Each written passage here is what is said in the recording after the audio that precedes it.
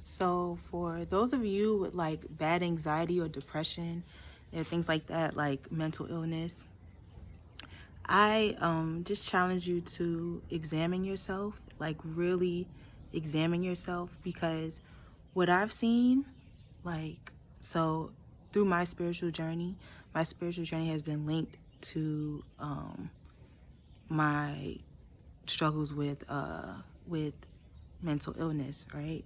Or I don't even look at it as mental illness anymore. I look at it as, parts of my characteristics, because as I've gotten deeper into spirituality, I realize it's all a part of it. You understand? Like, so our spiritual gifts are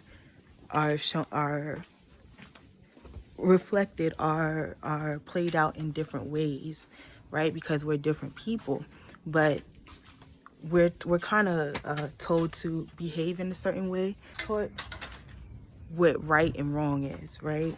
And so, like, our sensitivities are not taken into account. They're looked at as illnesses, when in actuality, they're not illnesses. They're spiritual abilities, right? So, through my journey, I've realized that spirituality and practicality are one and the same. We are spiritual beings having a human experience. So there's no separation between our existence here on earth and the spiritual, right? Except this is the physical realm, and there's a realm that where we don't have our physical body. That's not in this physical realm, but we are spiritual beings, and we're still connected to the spiritual realm. Part of our consciousness is focused in this physical aspect. So when you understand yourself as a spiritual being, you're no longer within the confines of the physical, right? In terms of understanding yourself. So what you do is examine who you are. Well, what I've done was has been examining myself, examining my actions, examining my feelings and inner awareness, right? My consciousness, basically. And what I found is that my anxieties, the depression have all been leading me, right? It's been part of my spiritual journey. It's been part of, so there's this spiritual gift called clairsentient, right? Where you can feel energy, and I feel everything. I feel everything, super sensitive to everything, right? And I've seen that as like a deficit, or like, it's the cause of my anxiety. It's the cause of a lot of things, but I was seeing it wrong. So I was experiencing it wrong, right? I was experiencing it in fear. But as I've grown and I've gone through, through this spiritual journey, I've realized like, that's my radar, right? That's a gift. That's a gift to be able to feel, right? And I was told that too.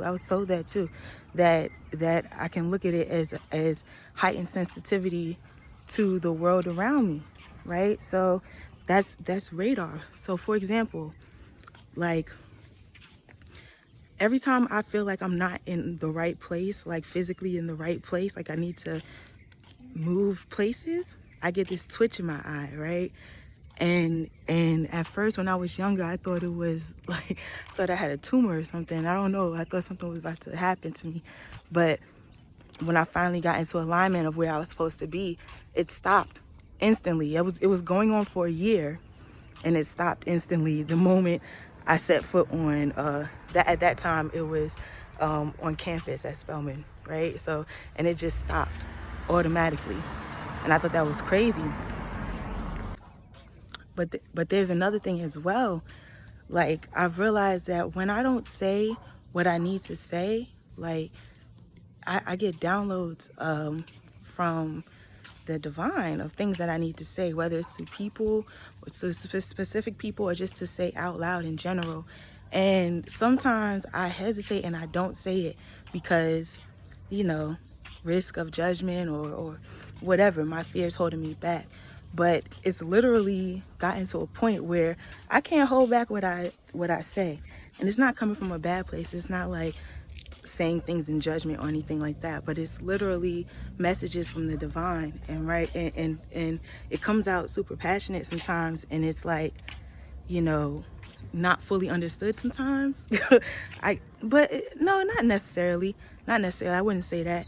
It's just like the way it comes out requires me to be vulnerable. And sometimes I don't want to be vulnerable because sometimes it's like I feel like I can't handle it, but I can. And I realize that vulnerability is my strength, and it's required in order to say these things and to say these messages to people and to be a vessel for spirit, right?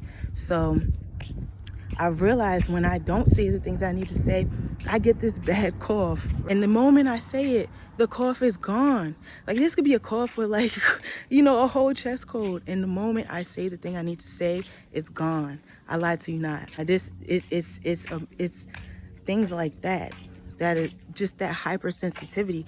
And I'm super grateful for it because it's literal direction. You know what I'm saying? I'm being guided in the right direction by my literal feelings, by my spidey senses, so, and that's the anxiety. And it's also with other disorders that I've, just things that have been considered disorders, as I've learned, as I've grown, as I've examined myself, as I've worked on myself, as I've worked through inner demons and things like that, I've realized that these are all spiritual gifts, and it's all been my perspective of how I use them.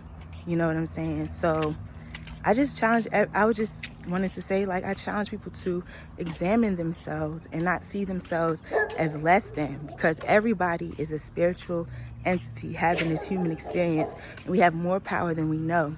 And our power is in our quirks, right? It's not in how we conform into society. It's in our quirks. It's in the things that is not accepted in society, the things that make us stand out, the things that might feel off to other people. You know what I'm saying? Those are our gifts. You know what I'm saying? And that's not everybody's gifts. Some people's gifts are straightforward and in their beauty or in the way they carry themselves. Whatever. We all have gifts, but know that if you're vulnerable, if you're sensitive, if you're depressed or bipolar or all these things, these are heightened sensitivities. And until you get them into balance, they're considered like diseases because you're in dis-ease at the moment, but these things are a part of you. You're hypersensitive for a reason. You have a range of emotions for a reason. You know what I'm saying? You might be in between worlds for a reason. You might be seeing other entities for a reason, communicating with other entities for a reason. All these things have a place within you, right? And it's not to be rejected, or it's to be healed, to get into balance so that you know how to use it for your benefit. And the great thing is that we have all the time in the world to do these things, right? Because this is an ongoing process. This is not where you're just trying to find a solution to a problem, right? This is an ongoing process where you're consistently working on yourself and learning more about yourself, learning more about the world, learning more about existence, learning more about your power, your inner power, and who you are, and in turn learning more about the world and other people and how other people operate and how you play a role in this world. So it's an adventure, pretty much the basis of every story, every story, every superhero story, every story, right?